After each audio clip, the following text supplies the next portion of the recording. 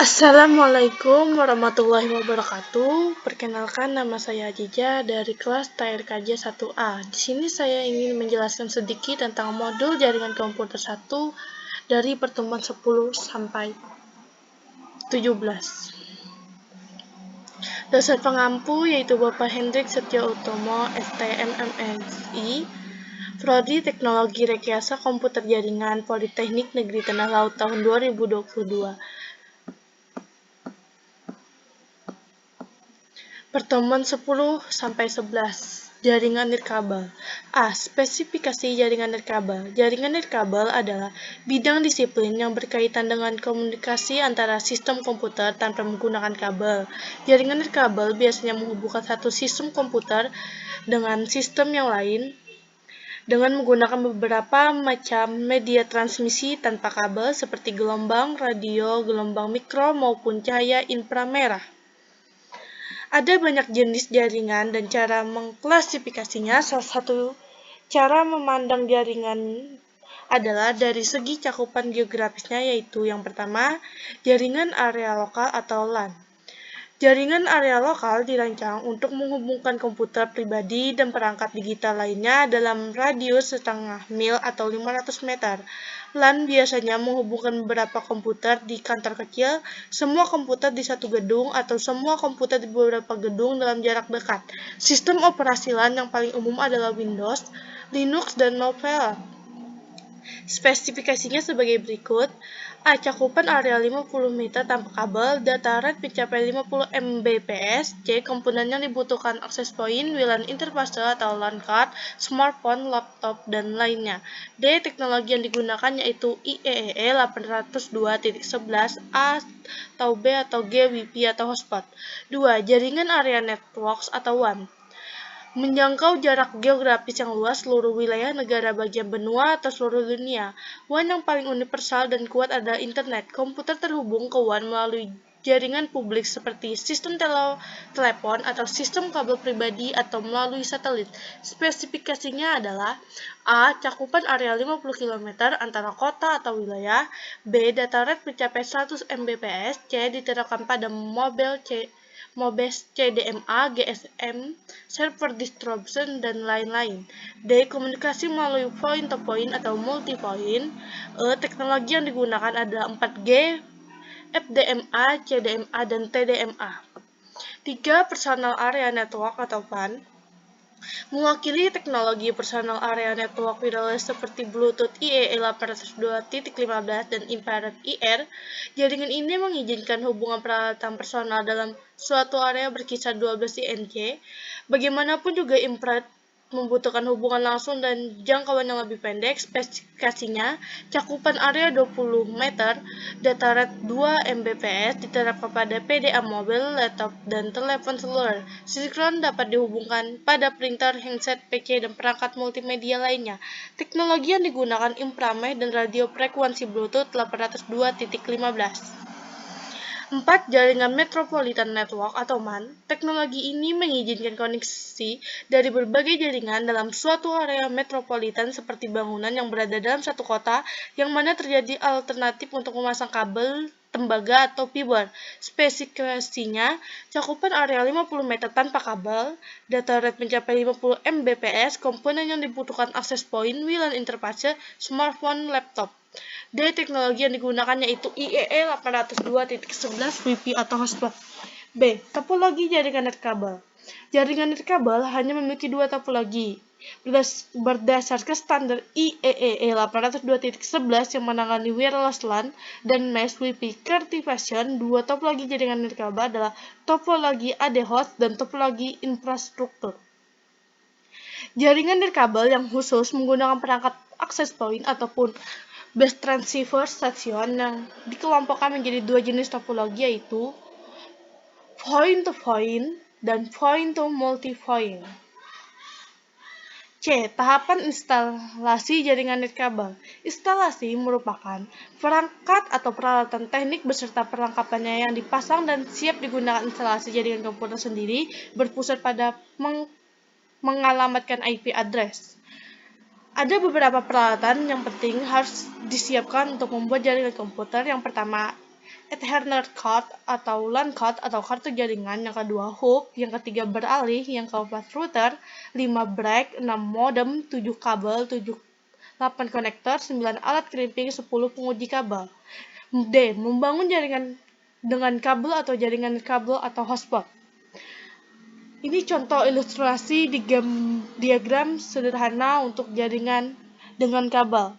Kelebihan jaringan dengan kabel biasanya cepatnya mencapai 100 Mbps hingga 10 Gbps, aman dan andal. Kekurangan jaringan dengan kabel, tidak berfungsi dengan perangkat yang tidak memiliki for Ethernet, MIS, tablet, dan ponsel pintar. Tidak begitu mudah dan cepat untuk diatur karena membutuhkan kabel yang berjalan.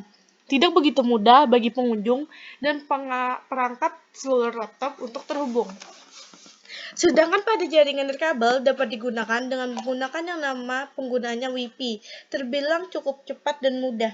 Tetapi jaringan nirkabel umumnya lebih lambat daripada pada jaringan nirkabel. Contoh ilustrasi diagram sederhana untuk jaringan dengan nirkabel. Kelebihannya, instalasi mudah, memungkinkan akses mudah ke smartphone, tablet, dan perangkat seluler.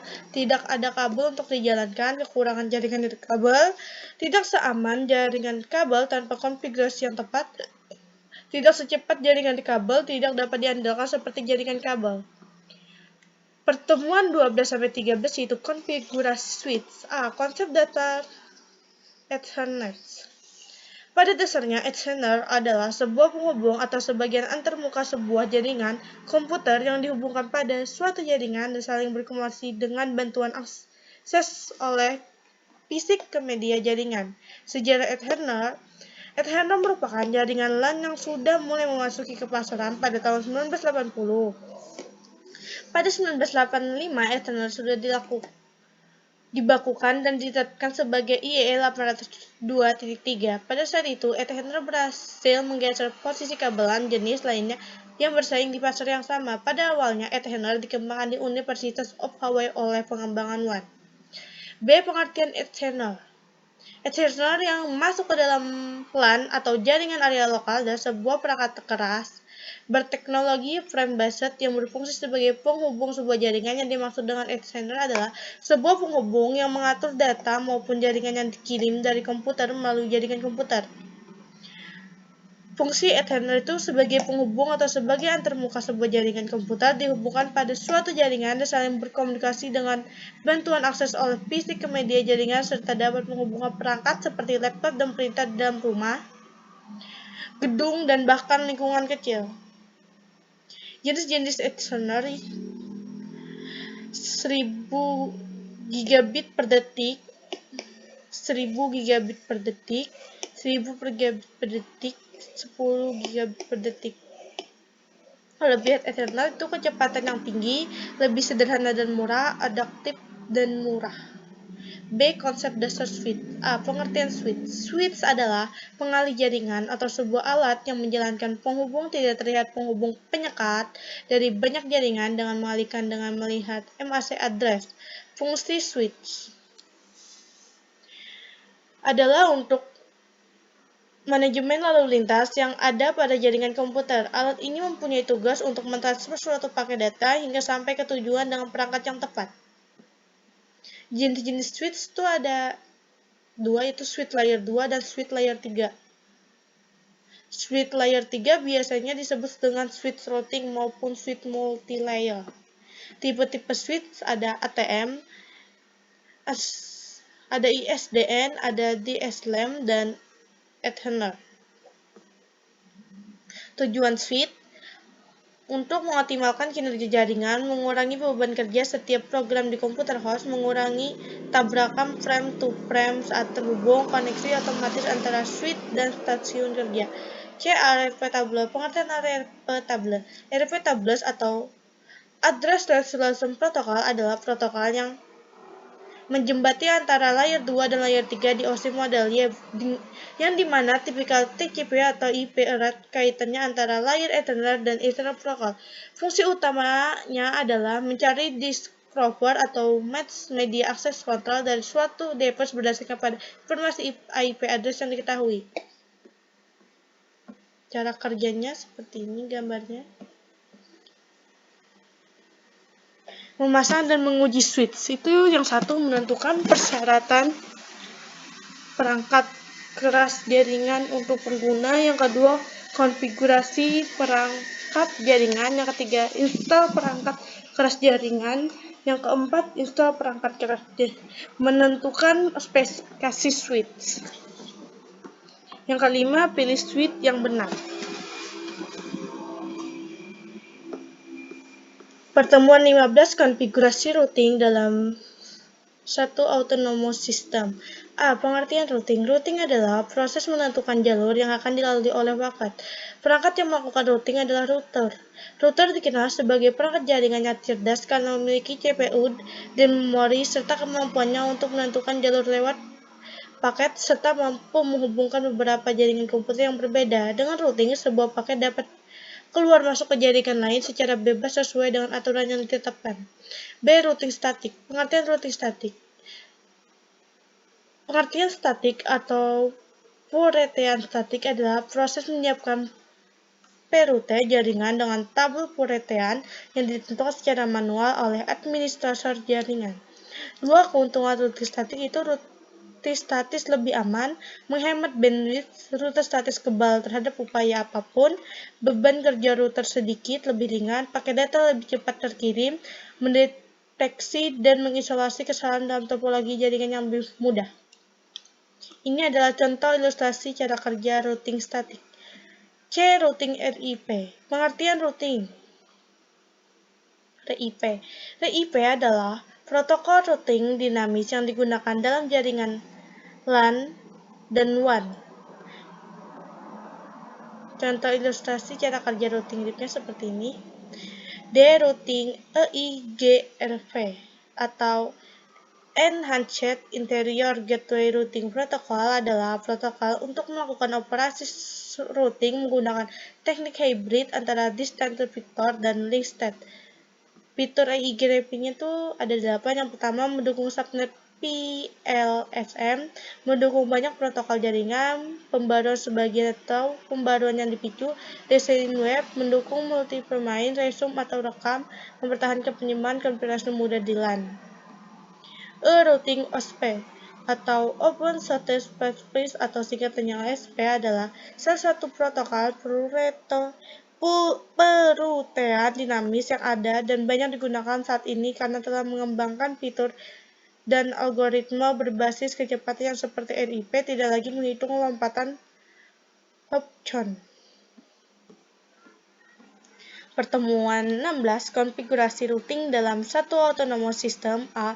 Routing BGP atau Border Gateway Protocol adalah jenis protokol routing yang bertukar informasi antara autonomous system. BPG ini adalah perutean dinamis dan proxy itu sendiri memiliki beberapa perutean dinamis lain BGP, MISB, OSP, dan RIP.